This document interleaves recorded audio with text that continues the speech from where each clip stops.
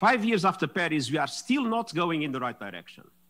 Paris promised to limit temperature rise to as close as to 1.5 degrees as possible. But the commitments made in Paris were far from enough to get there, and even those commitments are not being met.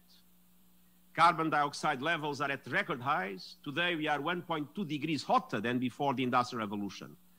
If we don't change course, we may be headed for a catastrophic temperature rise of more than 3 degrees this century. Can anybody still deny that we are facing a dramatic emergency?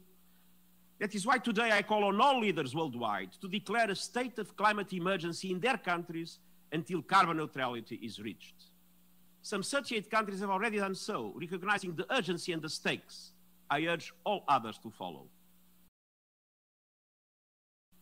Dear friends, we are not doomed to fail. The recovery from COVID-19 presents an opportunity to set our economies and societies on a green path in line with the 2030 Agenda for Sustainable Development. But that is not yet happening. So far, the members of the G20 are spending 50% more in their stimulus and rescue packages on sectors linked to fossil fuel production and consumption than on low-carbon energy.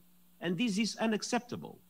The trillions of dollars needed for COVID recovery is money that we are borrowing from future generations. And this is a moral test. We cannot use these resources to lock in policies that burden future generations with a mountain of debt on a broken planet.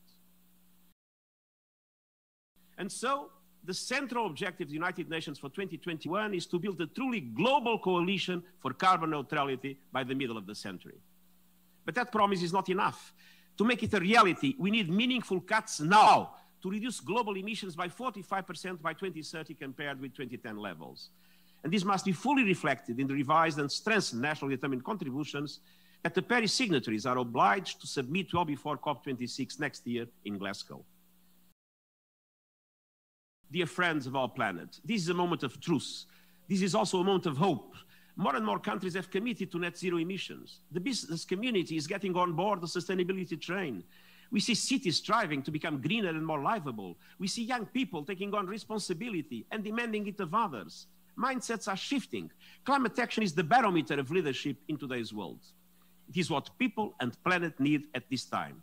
We have the blueprint, the Sustainable Development Goals, and the Paris Agreement on climate change. But we all need to pass a credibility test. Let's make the promise of a net zero world a reality now.